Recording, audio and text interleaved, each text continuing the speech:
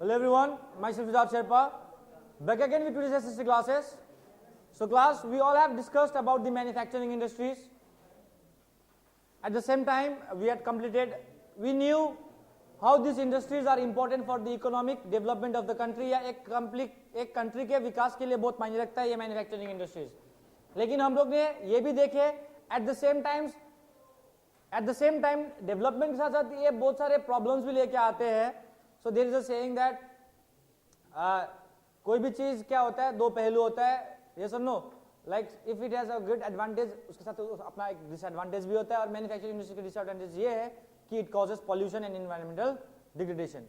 लेकिन अब environmental degradation और pollution हो रहा है, इसका मतलब हम लोग ये नहीं कि पूरा इंडस्ट्रीज को बंद कर दे, क्योंकि इसके ऊपर क्या टिका हुआ है, देश का डेवलपमेंट भी टिका हुआ है.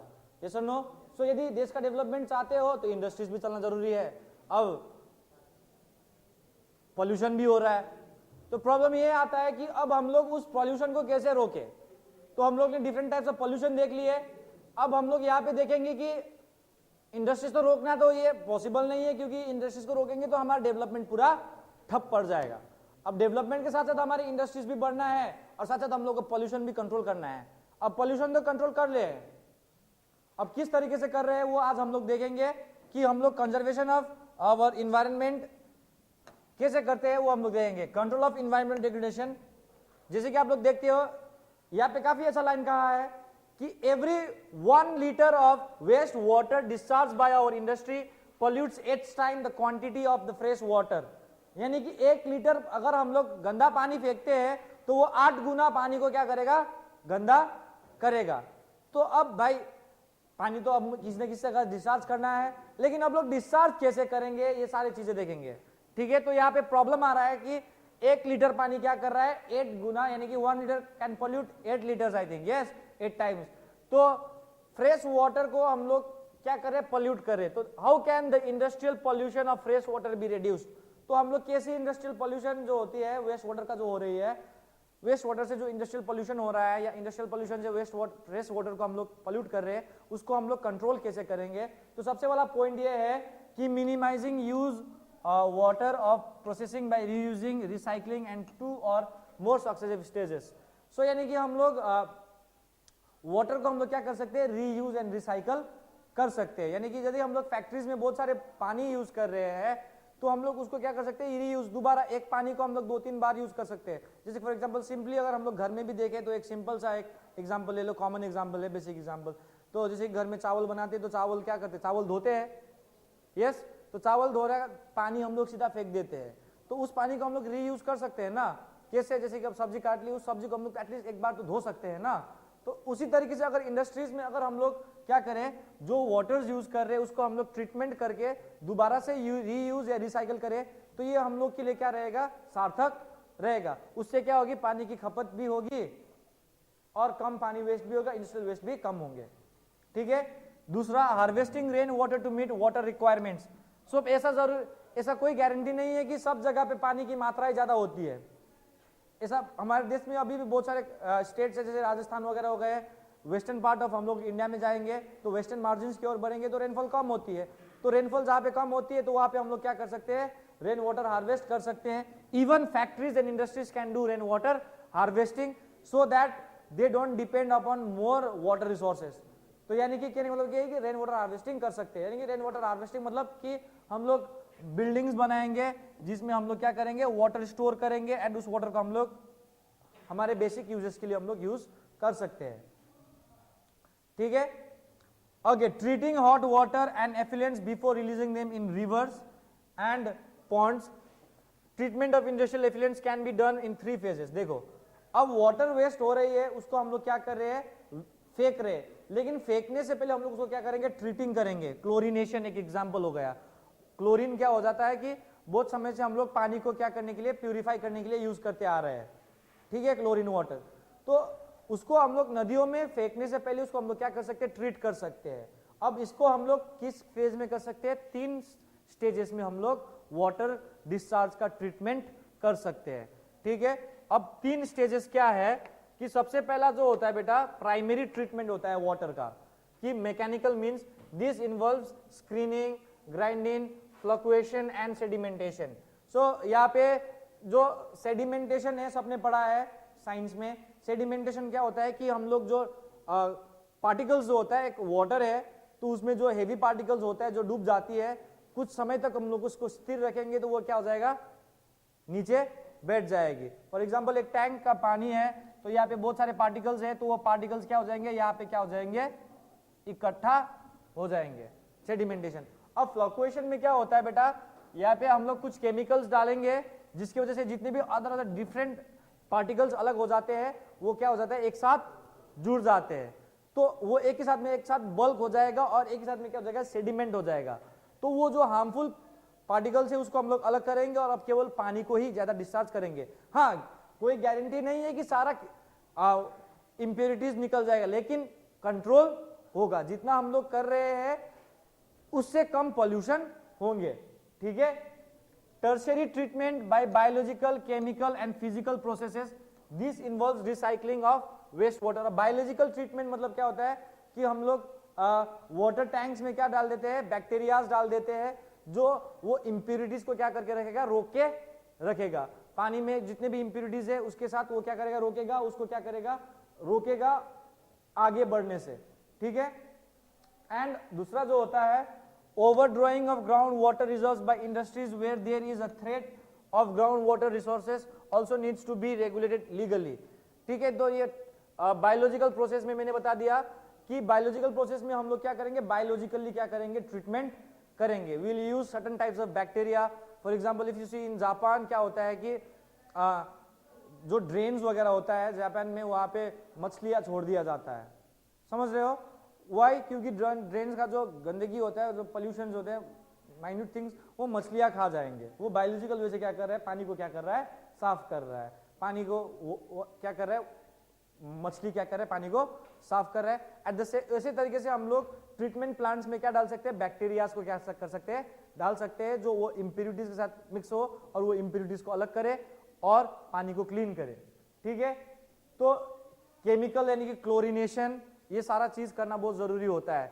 और जैसे कि थर्मल प्लांट में क्या होता है बेटा कि हॉट वाटर फेंका जाता है, हम लोग पढ़े हैं ना, थर्मल प्लांट में क्या होता है, हॉट वाटर फेंका जाता है। तो उस हॉट वाटर को हम लोग क्या कर सकते हैं कि कूल डाउन कर सकते हैं, ठंडा करके भी हम लोग क्या कर सकते हैं, उसको फेंक सकते हैं। फेंकना ही तो है, थोड़ा ठंडा करके फेंकेंगे। जैसे कि अगर मान लो कि तुमको बहुत जल्दी है और तुम्हारे हाथ में एक कप चाय है, चाय पी के भी जाना है, अब चाय का भी लालच है और जल्दी जाना भी है, तो क्या करते, कभी कभी उस चाय को हिला हिला के क्या करते तुम लोग, ठंडा करते हो ना, या दूसरा ग्लास लेते हो, उसमें इधर उधर ऐसे ऐसे करके दूध ठंडा करते हो। सेम वे हम लोग कर सकते हैं। यस, लार्ज स्केल में होगा लेकिन हम लोग कर सकते हैं। Why is it not possible, we can do it, ठीक है। और जो ग्राउंड वाटर होता है बेटा, आज के दिन में इंडस्ट्रीज हमारे ग्राउंड वाटर को इतना ज्यादा यूज कर रहे हैं। एग्रीकल्चरल इंडस्ट्रीज भी देखोगे, हम लोग ने शायद प्रीवियस क्लासेस में भी पढ़े हैं कि पंजाब वगैरह में ग्राउंड वाटर का सोर्सेज क्या हो गया है, बहुत डिप्लीट हो गया है, क्योंकि एग्रीकल्चर इरिगेशन में ज्यादा यूज हो रहा है, वो अलग बात है। लेकिन इंडस्ट्रीज भी ग्राउंड वाटर को क्या कर रहा है, यूज कर रहा है, काफी ज्यादा मात्रा में वो लोग क्या कर रहा है, ग्राउंड वाटर को यूज कर रहे हैं। तो ग्राउंड वाटर के यूज के लिए भी हम लोग को लीगली क्या करना पड़ेगा, एक लिमिटेशंस लगाना पड़ेगा कंपनी या इंडस्ट्रीज के ऊपर, ताकि वो लोग, ऐसा नहीं है कि यूज नहीं करना है, यूज तो करना है, फिर इंडस्ट्री रुक जाएंगी, लेकिन हम लोग एकदम लीगली और लिमिटेड मात्रा में एफिशिएंटली यूज करें, प्रॉपर यूटिलाइजेशन करें, वेस्ट ना करें, ताकि कल के दिन में हमारा देश में वाटर की कमी ना हो। क्योंकि नहीं तो ज्यादा यूज करेंगे तो हमारा ग्राउंड वाटर का जो लेवल है, टेबल जो है वो नीचे चला जाएगा, जिससे हमारे यहाँ पे वाटर स्कार्सिटी जैसे प्रॉब्लम्स राइज हो सकते हैं, ठीक है। अब जो दूसरा है, ये जो है एयर पोल्यूशन का है। Particulate matters in the air cannot be reduced by by fitting smokestacks in the factories with electrostatic precipitator, fabric filters, scrubbers and inertial separators, ठीक है। अब देखो यहाँ पे क्या होता है कि इलेक्ट्रोस्टैटिक प्रेसिपिटेटर्स क्या होता है, देखते हैं। स्टैक मतलब क्या होता है कि एक फैक्ट्री है, एक फैक्ट्री का चिमनी है, क्या एक फैक्ट्री का चिमनी है, जहां से क्या निकलता है, धुआं निकलता है, स्मोक, जो कि क्या बनता है, पोल्यूशन करता है।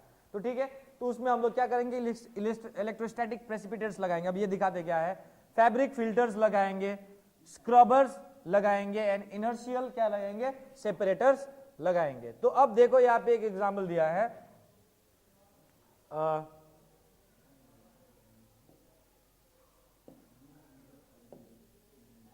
जैसे कि देख सकते हो ये एक चिमनी का जो ऊपर का पाइप है जो स्टैक है, जैसे कि मान लो एक चिमनी है, एक फैक्ट्री है, इसके ऊपर जो चिमनीज बन रहे हैं जहाँ स्मोक जा रहे हैं, तो उसमें हम लोग यहाँ क्या करेंगे, इलेक्ट्रोस्टैटिक्स क्या लगाएंगे, रॉड्स लगाएंगे जिसमें इलेक्ट्रिसिटी होगा। तो जब ये इलेक्ट्रिसिटी यहाँ पे चार्ज होंगे, जब यहाँ से स्मोक जाएंगे, जो उसमें से जो पार्टिकल्स जाएंगे ये क्या करेंगे, या जो इलेक्ट्रिक फील्ड बन रहा है उसके साथ टकरा के रिएक्ट करेंगे और वो क्या हो जाएंगे, नीचे की ओर गिर जाएंगे। जितने भी पार्टिकुलेट मटेरियल से छोटे छोटे कण जो है जब यहां से गुजरेंगे तो ये इलेक्ट्रोस्टैटिक्स क्या करेगा, उस पार्टिकल्स को रोकेगा और वो क्या कर देगा, नीचे की ओर जमा कर देगा और ये पार्टिकल्स को हम लोग रिमूव करेंगे और उसके बाद धुआं जाएगा। धुआं अब पोल्यूशन तो करेगा ही धुआं, लेकिन हार्म कम करेगा। Is that clear? अब जो दूसरा है, जो दूसरा जो है क्या बोला है, स्क्रबर्स। स्क्रबर्स क्या होता है बेटा, कि स्क्रबर्स जो होता है, ये जो स्टैक्स है उसमें से धुआं जा रही है, गैस जा रही है, तो इसके ऊपर वाटर जैसे कि शॉवर किया जाएगा, पानी गिराया जाएगा। अब उस पानी क्या करेगा, उस धुआं को, तो धुआं तो निकल जाएगा, लेकिन जो उसमें पार्टिकल्स रहेंगे, डस्ट पार्टिकल्स, जो माइन्यूट पार्टिकल्स रहेंगे वो भीग जाएंगे। So it will settle down, it will settle down, जिससे क्या हो जाएगा, तुम्हारा इंप्यूरिटीज क्या हो जा रहा है, रुक रहा है। अब फैब्रिक जो है जैसे कि चिमनी है, यहां जा रहा है, तो इसके ऊपर हम लोग क्या करेंगे, कपड़ा लगा देंगे। चिमनी के ऊपर क्या लगा देंगे, कपड़ा लगा देंगे। धुआं जाएंगी, लेकिन जो माइन्यूट पार्टिकल्स है क्या हो जाएंगे, उस कपड़े में अटक जाएंगे। जैसे आज के दिन में हम लोग क्या लगा रहे हैं, मास्क पहनते हैं ना, धूल से बचने के लिए, चाहे कोरोना वायरस से बचने के लिए। कोरोना वायरस भी तो एक पार्टिकुलेट मटेरियल ही ना हुआ, लिक्विड फॉर्म में वायरस ही ना है, तो उसको क्या कर सकते हैं हम लोग, मास्क पहन रहे हैं, डस्ट पार्टिकल से बचने के लिए भी मास्क पहनते हैं, तो सेम वे फैब्रिक भी लगा सकते हैं। अब इनर्शियल जो होता है उसमें हम लोग क्या कर देते हैं, जैसे कि इनर्शियल में क्या कर देते हैं, जैसे कि ये स्टैक्स है, इसमें बहुत सारे वो बना देंगे, डिफरेंट लेयर्स बना देंगे, जिसकी वजह से हम लोग धुआं को क्या करेंगे, मूव कराएंगे। क्या कराएंगे, मूव कराएंगे। जब धुआं को मूव कराएंगे तो हेवी जो पार्टिकल्स है वो रुक जाएंगे और स्मोक्स जो है अलग से निकल के बाहर चला जाएगा। देख सकते हैं यहाँ पे, ठीक है, पार्टिकल्स है यहाँ पे जम रहा है और धीरे धीरे क्या हो रहा है, सेटल डाउन हो रहा है। Is that clear? ये कौन सा बोला है, फ्लक्चुएशन का एग्जांपल है, यही है फ्लक्चुएशन का एग्जांपल जो मैंने बोला था ना, फ्लक्चुएशन। तो बहुत सारे टाइनी पार्टिकल्स होते हैं, मिक्सिंग हो रहा है, तो यहाँ पे हम लोग कुछ केमिकल्स डाल देंगे, जिसकी वजह से ये क्या हो जाएगा, सेटल डाउन हो जाएगा और सेडिमेंट हो जाएगा। जब सेडिमेंट हो जाएगा तो ये पानी बाहर निकल जाएगा। ये फ्लक्चुएशन का भी हो सकता है, धुआं में भी हो सकता है, ठीक है। एंड वैसे ये तो काफी पॉइंट है, लेकिन मैं इसको ज्यादा, मेरे हिसाब से ज्यादा सफल नहीं रहेगा। Smoke can be reduce by using oil और gas instead of coal in the factories.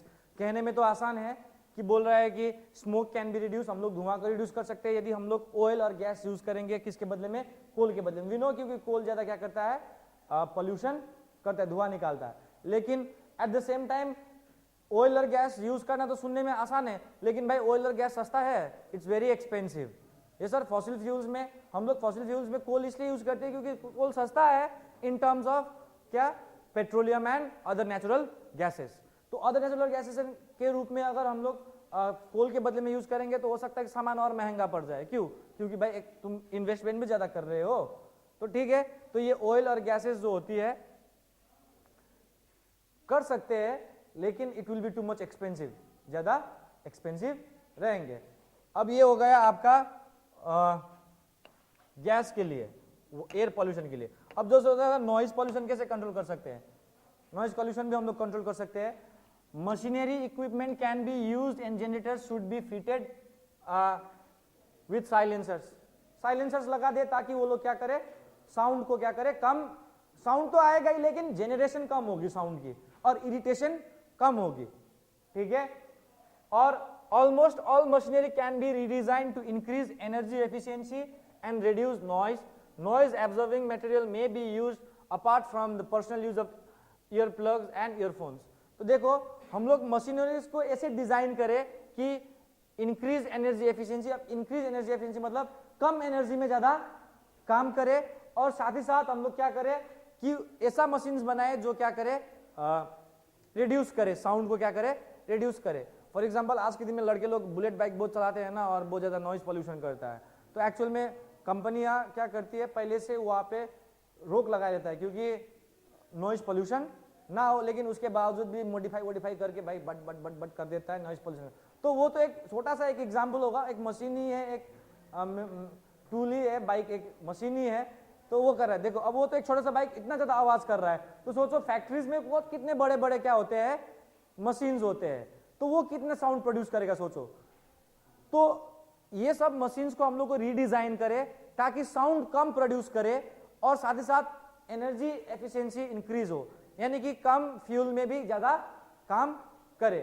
और एट द सेम टाइम अब जैसे कि बहुत सारे जो मेटल वर्कर्स होते हैं, वहां पे क्या करते हैं, वो लोग कान पट्टा लगा के बैठते हैं ताकि वो लोग क्या करे, साउंड को क्या ना करे, एब्जॉर्ब ना करे। तो ऐसे भी हम लोग यूज कर सकते हैं, पर्सनली भी लोग यूज करते हैं, ईयर प्लग्स वगैरह कान में यूज करते हैं ताकि नॉइज को जितना हो सके रिड्यूस करे। ठीक है, फैक्ट्री के अंदर काम करे नॉइज कर, लेकिन बाहर भी तो साउंड जाएगा।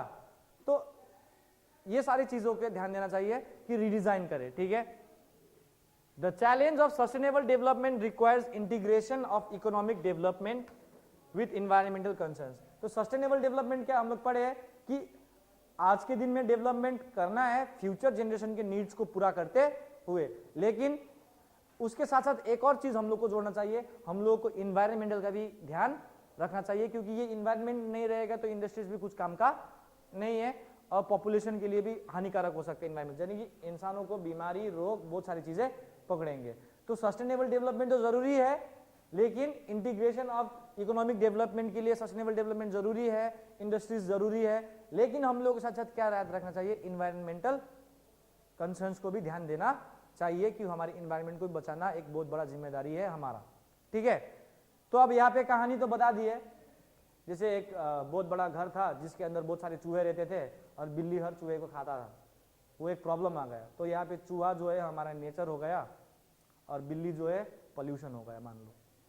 तो अब कहानी में क्या होता है कि अब बिल्ली कब आता है कब जाता है किसी को पता नहीं चलता है। कोई बोलता है कि बिल्ली के गले में क्या बनना चाहिए, घंटी बनना चाहिए। यस, घंटी तो बनना चाहिए। अब बहुत आसान आ गया। अब यही सेम ना हुआ कि मानो कि ये घंटी बांध रहे हम लोग पॉल्यूशन में, कि ऐसे करेंगे तो क्या होगा, पॉल्यूशन रुकेगी। लेकिन अब सवाल आता है कि घंटी कौन बांधेगा। तो अब ये प्रॉब्लम यहाँ पे ये आता है कि घंटी कौन बांधेगा, तो कहने से नहीं होगा, इसको डे टू डे लाइफ में हम लोग इंप्लीमेंट भी करना चाहिए ना। तो अब लेकिन हाँ, यहाँ पे घंटी बांधने वाला है लेकिन वहां पे नहीं था। लेकिन यहाँ पे एक है जिसको हम लोग बोलते हैं एनटीपीसी शोज द वे, आप लोग का बुक में भी दिया है कि एनटीपीसी क्या है। ये एनटीपीसी ने ऐसा क्या किया है, मतलब एनटीपीसी रास्ता दिखा रहा है कि हम लोगों को जो इन्वायरमेंटल डिग्रेडेशन हो रहा है उसको कंट्रोल करेंगे तो कैसे करेंगे। तो एनटीपीसी क्या है कि NTPC is a major power providing corporation in India. ये पब्लिक सेक्टर है एनटीपीसी, जिसको हम लोग बोलते हैं National Thermal Power Corporation, I think. Yes, हाँ, तो ठीक है। तो ये एनटीपीसी क्या करता है, थर्मल पावर प्लांट से रिलेटेड है। तो थर्मल पावर प्लांट्स क्या करता है हमारे देश में, क्या करता है, इलेक्ट्रिसिटी देता है। किससे, हीट को, कोल जला के क्या करता है, इलेक्ट्रिसिटी देता है। तो वो लोग ने जब कोल जलाया, धुआं पॉल्यूशन हो रहा है, तो वो लोग ने देखा होगा कि भाई इतना कुछ हो रहा है, पॉल्यूशन हो रहा है, तो हम लोग को रोकना पड़ेगा। तो एनटीपीसी ने कुछ गाइडलाइंस सेट किए हैं कि हम लोग को कैसे करना है। ठीक है, तो जैसे कि it has ISO certificate EMS environment management system, ये नंबर दिया है। तो इन्वायरमेंट मैनेजमेंट सिस्टम का एक आईएसओ से प्रमाणित है कि ये एनटीपीसी जो भी करेंगे वो सही रहेगा। ठीक है, वो लोग का स्टेप्स, जैसे कि इतना ही नहीं, proactive approach of preserving natural environment and resources like water, oil and gas and fuels in place where it is setting up power plants। तो यहाँ पे प्रोएक्टिव काफी ज्यादा वो लोग काम कर रहे हैं हमारे क्या करने के लिए, नेचुरल इन्वायरमेंट को बचाने के लिए, रिसोर्सेस, वाटर को बचाने के लिए, ऑयल, जैसे बहुत सारे इंडस्ट्रियल एरियाज पे ये सब की खपत ज्यादा होती है, तो ये सबको प्रिजर्व करने के लिए वो लोग ने काफी ज्यादा कोशिश किया है। उनमें से एक ये है। लेकिन जितना भी ये सब वो लोग कर रहे हैं पॉल्यूशन को रोकने के लिए, इन्वायरमेंटल डिग्रेडेशन को बचाने के लिए बहुत सारी चीजें कर रहे हैं, लेकिन ये कैसे पॉसिबल हुआ है। तो गले में फंदा तो बांध दी, लेकिन अब ये गले में बांधा कैसे जाएगा। तो उसके पीछे ये है optimum utilisation of equipment, adopting latest techniques and upgrading existing equipments. तो एनटीपीसी ने ये अदर इंडस्ट्रीज को ये दिखाया है, एग्जाम्पल सेट किया है कि वो लोग ने जो अपने पास पहले से इक्विपमेंट्स है उसको क्या किया है, ऑप्टिमम यूटिलाइजेशन, उसका 100% यूटिलाइज किया है, और साथ ही साथ अपने मशीनरीज, अपने इक्विपमेंट्स को क्या किया, अपग्रेड किया है। क्या किया है, अपग्रेड किया है। वही कि नॉइज फ्री बनाया है, ठीक है, पोल्यूशन कम करे, जो चिमनीज स्टैक्स वो लोग हम लोग ने पढ़े हैं, ये सारे चीज वो लोग ने अपने इंडस्ट्रीज में क्या किया है, अप्लाई किया है। तो ये एक एग्जांपल सेट कर रहे हैं अदर इंडस्ट्रीज को कि आप लोग भी ऐसा करें, ठीक है, ये रास्ता दिखा रहा है, इसीलिए बोल रहा है एनटीपीसी सोच दी वे कि अदर इंडस्ट्रीज के लिए एग्जांपल बन रहा है कि हम लोग को क्या करना है, ठीक है। Minimising waste generation by maximising ash utilisation. तो जैसे कि एनटीपीसी क्या होता है भाई, कोयला है, राख निकलता है, ऐश क्या निकलता है, राख निकल रहा है, ऐश निकल रहा है। तो ऐश जो होता है उसका क्या कर रहा है, यूटिलाइजेशन कर रहा है। ऐश जो होता है बेटा फर्टिलाइजर्स इंडस्ट्रीज में क्या होता है, यूज होता है। तो जितना भी ऐश वो लोग जनरेट कर रहा है, अब ऐश क्या होता है, धूल हो जाता है ना, फिर हवा में क्या हो जाएगा, फैल जाएगा, तो एयर को पॉल्यूट करेगा। तो वो लोग क्या कर रहे हैं, उस ऐश को क्या कर रहा है, कलेक्ट कर रहा है, और उस ऐश को कलेक्ट करने के बाद क्या कर रहा है, वो लोग फर्टिलाइजर इंडस्ट्रीज को सप्लाई कर रहा है ताकि फर्टिलाइजर इंडस्ट्रीज उसको क्या करे, यूज कर पाए, ठीक है। अब ऐश को कैसे वो लोग करते हैं, इकट्ठा करते हैं, देखते हैं। Providing green belts of nurturing ecological balance and addressing the question of special purpose of vehicles for afforestation, providing green belts for nourishing nurturing ecological balance and addressing the questions of special purposes vehicles of afforestation। तो वो लोग ने क्या किया है, अपने NTPC के चारों ओर जो होता है बेटा ग्रीनरी बनाया है। भले इंडस्ट्रीज है लेकिन एफोरेस्टेशन को क्या दिया है, बढ़ावा दिया है। फॉर एग्जांपल यहाँ पे एनटीपीसी पावर प्लांट है, थर्मल पावर प्लांट है, तो इसके चारों ओर क्या बनाया है, पेड़ पौधे लगाए हैं, ग्रीनरी बढ़ाए है, ठीक है, ताकि क्या करे, हम लोग नेचर को भी एट द सेम टाइम बढ़ावा दे। इंडस्ट्रीज यूज कर रहे हैं, धुआं करे, लेकिन एट द सेम टाइम हम लोग क्या करें, ट्रीज भी ग्रो करे ताकि वो हमारी इन्वायरमेंट में क्या करे, इकोलॉजिकल बैलेंस बनाए रखे। और दूसरा क्या है, reducing environmental pollution through ash pond management, ash water recycling system and liquid waste management system. तो जैसे कि मान लो कि ये थर्मल पावर प्लांट यहाँ पे है, तो यहाँ पे पॉन्ड्स वगैरह बना दिए गए हैं ताकि ये जो भी डस्ट पार्टिकल्स रहेंगे, एश पार्टिकल्स रहेंगे, तो ये पॉन्ड में गिर जाएंगे, और पॉन्ड में जब गिर जाएंगे तो वो एश क्या हो जाएगा, भीग जाएगा, वो गीला हो जाएगा और वहीं पे अटक जाएगा। फिर वहां से हम लोग ट्रांसपोर्ट कर देंगे फर्टिलाइजर्स इंडस्ट्रीज के लिए। वाटर रिसाइकलिंग, यानी कि वाटर रिसाइकलिंग मैनेजमेंट का भी वो लोग ने योगदान दिया है, वाटर रिसाइकलिंग सिस्टम बनाया है। वेस्ट वाटर मैनेजमेंट, मैंने बोला है थर्मल पावर प्लांट में क्या होता है कि वाटर हीटअप हो जाती है, जिससे टरबाइन चलती है, टरबाइन से क्या होता है, वो मैकेनिकल एनर्जी को वो लोग केस में कन्वर्ट कर देता है, इलेक्ट्रिक एनर्जी में कन्वर्ट कर देता है। लेकिन उसमें क्या चाहिए, कोल चाहिए वाटर हीटअप करने के लिए। तो वाटर को क्या करना है, कूल डाउन करना है, हो सके उस वाटर को हम लोग दोबारा से क्या करें, रीयूज भी करें। तो ऐसे फैसिलिटीज कौन इंस्टॉल कर रहा है, एनटीपीसी इंस्टॉल कर रहा है। Ecological monitoring, reviews and non line database management for all the power station, ecological management कर रहे हैं। सारे इंडस्ट्रीज में क्या बना रहा है, डाटाबेस मैनेजमेंट बना रहा है, ताकि ये देखने के लिए कि सही में कि ये जितने भी इंडस्ट्रीज हैं वो पोर्टफोलियो को मान रहा है कि नहीं मान रहा है। जो सेटअप किया गया है, जो गाइडलाइन सेटअप किया गया है एनटीपीसी के द्वारा, क्या ये सही में लागू हो रहा है या नहीं हो रहा है, ये सारे चीजों का डाटा रखते हैं और मॉनिटरिंग भी करते हैं कि हम लोग इन्वायरमेंटल डिग्रेडेशन से बच रहे हैं कि नहीं बच रहे हैं। Is that clear? सो आपका चैप्टर यहीं पे खत्म होता है। चैप्टर में हम लोग देखे कि ये manufacturing industries are very important industries for the development of the country's growth, ठीक है, या कंट्री का ग्रोथ या कंट्री का डेवलपमेंट के लिए मैन्युफैक्चरिंग इंडस्ट्रीज का होना बहुत जरूरी है। क्यों? क्योंकि जितना इंडस्ट्रीज हमारे देश में बनेंगे उतना ही डेवलपमेंट इंडेक्स बढ़ेगा। स्पेशली आयरन एंड स्टील का एक बहुत बड़ा योगदान होता है, क्योंकि आयरन एंड स्टील जो इंडस्ट्रीज होता है बेटा, वो बेसिक एंड की इंडस्ट्रीज है। जितना आयरन हम लोग प्रोड्यूस करेंगे और जितना कंज्यूम करेंगे उतना ही डेवलप्ड एक कंट्री को माना जाएगा, ठीक है। लेकिन इंडस्ट्रियल डेवलपमेंट के साथ साथ हमारे साथ कुछ डिसएडवांटेज भी आ रहा है। वो क्या है? Environmental degradation. अब इसको हैंडल करने के लिए गवर्नमेंट ने गाइडलाइंस तो बना दिए है, लेकिन ये हमारा भी रेस्पॉन्सिबिलिटी बनता है कि हम लोग ये सारे चीज पे हम लोग अपना नजर बनाए रखें और जितना हो सके हम लोग अपने इन्वायरमेंट को बचाने का कोशिश करें, क्योंकि sustainable development is very important for us and for the future. So this much for today. Thank you. Till then, stay safe and stay healthy.